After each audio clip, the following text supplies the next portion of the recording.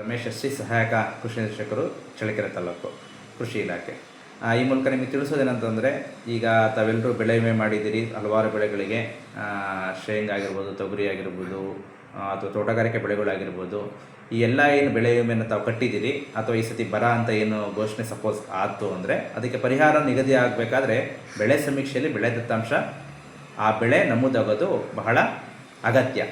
ಈ ಪ್ರಸ್ತುತ ಶೇಂಗಾ ಬೆಳೆ ನಾವು ಆಲ್ರೆಡಿ ಬಿತ್ತನೆ ಪೂರ್ವ ಕೊಟ್ಟಿರೋದ್ರಿಂದ ನೀವು ಬಿತ್ತನೆ ಮಾಡಿಲ್ಲ ಅಂದರೂ ಕೂಡ ಕೊಡೋಕ್ಕೆ ಅವಕಾಶ ಇತ್ತು. ಅದಕ್ಕೇನು ಬೆಳೆ ಸಮೀಕ್ಷೆ ದತ್ತಾಂಶ ಅವಶ್ಯಕತೆ ಇಲ್ಲ. ಆದರೆ ಈ ತೊಗರಿ ಆಗಿರ್ಬೋದು, ಸೂರ್ಯಕಾಂತಿ, ಈರುಳ್ಳಿ, ಟೊಮೆಟೊ ಇವೇನು ಈ ಬೆಳೆಗಳಿಗೆಲ್ಲ ತಾವೇನು ವಿಮೆನ ಮಾಡಿದ್ದೀರಿ, ಈ ಎಲ್ಲ ಬೆಳೆಗಳು ತಾವು ಬೆಳೆದಿರೋದು ಬೆಳೆ ಸಮೀಕ್ಷೆಯಲ್ಲಿ ಕಡ್ಡಾಯ ನಮೂದಾಗಬೇಕು. ಹಾಗಾಗಿ ಬೆಳೆ ಸಮೀಕ್ಷೆಯಲ್ಲಿ ಏನಾದರೂ ಒಂದು ವೇಳೆ ಬಂದಿಲ್ಲ ಅಂತಂದರೆ ಅದಕ್ಕೆ ಪರಿಹಾರ ನಿಗದಿಪಡಿಸೋದಕ್ಕಾಗಲ್ಲ. ಆವಾಗ ಕ್ರಾಪ್ ಮಿಸ್ಮ್ಯಾಚ್ ಅಂತ ಬರ್ತದೆ, ಪರಿಹಾರ ಸಿಗೋದ್ರೆ ತೀರ ಕಡಿಮೆ. ಮತ್ತು ಈಗ ಕಳೆದ ಬಾರಿ ಇದ್ದಂಗೆ ಪಾಣಿ ಕೊಟ್ಟರೆ ಆಗುತ್ತೆ, ಅಥವಾ APMC ರೆಸಿಪ್ಟ್ ಕೊಟ್ಟರೆ ಆಗುತ್ತೆ, ಬೆಂಬಲ ಬೆಲೆ ಯೋಜನೆಯಲ್ಲಿ ಖರೀದಿ ಮಾಡಿದ ರೆಸಿಪ್ಟ್ ಕೊಟ್ಟರೆ ಆಗುತ್ತೆ. ಅವ್ಯಾವುದೂ ಇಲ್ಲ. ಬೆಳೆ ಸಮೀಕ್ಷೆಯಲ್ಲಿ ಬಂದಿದ್ದರೆ ಮಾತ್ರ ಬೆಳೆ ಪರಿಹಾರ ಏನು ಬೆಳೆ ಕಟಾವಾದಿರುತ್ತೆ ಕೊಡೋದು, ಇಲ್ಲ ಅಂದರೆ ಇಲ್ಲ.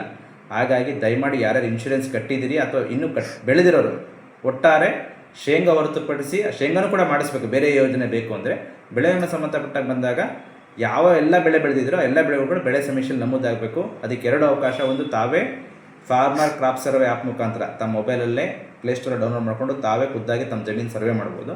ಇಲ್ಲ ನನಗೆ ಕಷ್ಟ ಆಗುತ್ತೆ ಅಂತಂದರೆ ತಮ್ಮ ಗ್ರಾಮಕ್ಕೆ ಪ್ರತಿ ಗ್ರಾಮಕ್ಕೂ ಖಾಸಗಿ ನಿವಾಸಿಗಳ ಆಯ್ಕೆ ಆಗಿದೆ. ಯಾರ್ಯಾರು ಅಂತ ತಮಗೆ ಗೊತ್ತಿರುತ್ತೆ, ಗೊತ್ತಿಲ್ಲ ಅಂದರೆ ತಮ್ಮ ಭಾಗದ VAನ ಕೇಳಿದರೆ, ವಿಲೇಜ್ ಅಕೌಂಟೆಂಟ್ ಅವ್ರನ್ನ ಕೇಳಿದರೆ ಅಥವಾ ನಮ್ಮ ಕೃಷಿ ಅಧಿಕಾರಿನ ಕೇಳಿದ್ರೆ ಹೇಳ್ತಾರೆ.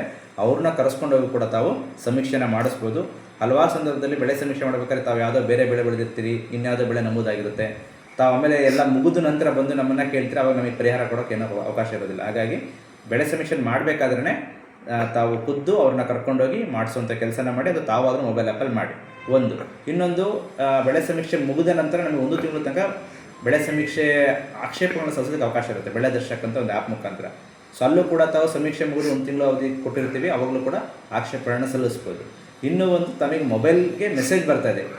ಲಾಸ್ಟು ಬೇಸಿಗೆ ಹಂಗಾಮಿಂದ ಶುರುವಾಗಿದೆ. ತಾವೇನು ಬೆಳೆ ಸಮೀಕ್ಷೆ ರೈತ ಅಥವಾ PR ಮಾಡಿರ್ತಾನೆ, ಡೈರೆಕ್ಟ್ ತಮಗೆ ಮೆಸೇಜ್ ಬರ್ತದೆ. ಅದನ್ನು ಕಡ್ಡಾಯವಾಗಿ ಆ ಮೆಸೇಜನ್ನು ನೋಡಿ ಅದು ತಾವು ಬೆಳೆ ಬೆಳೆದಿದ್ದು ಬಂದಿದ್ದರೆ ಒಳ್ಳೆಯದು. ಇಲ್ಲ ಅಂದಾಗ ಇಮಿಡಿಯೇಟ್ಲಿ ನಮ್ಮ ಕೃಷಿ ಇಲಾಖೆ ಅಥವಾ ಕಂದಾಯ ಇಲಾಖೆ, ತೋಟಗಾರಿಕೆಯನ್ನು ಸಂಪರ್ಕ ಮಾಡಿ ಅದನ್ನು ಮರು ಸಮೀಕ್ಷೆ ಮಾಡಿಸಿ ಬೇರೆ ಬೇರೆ ಇಲಾಖೆಗಳ ಸೌಲಭ್ಯಗಳು, ಬೆಳೆ ವಿಮೆ ಸೌಲಭ್ಯ ಆಗಿರ್ಬೋದು, ಪರಿಹಾರ ಆಗಿರ್ಬೋದು, ಇವುಗಳೆಲ್ಲ ತಗೊಳ್ಳಿ ಅಂತ ನಾನು ಈ ಮುಖಾಂತರ ಕೋರ್ಕೋತೇನೆ.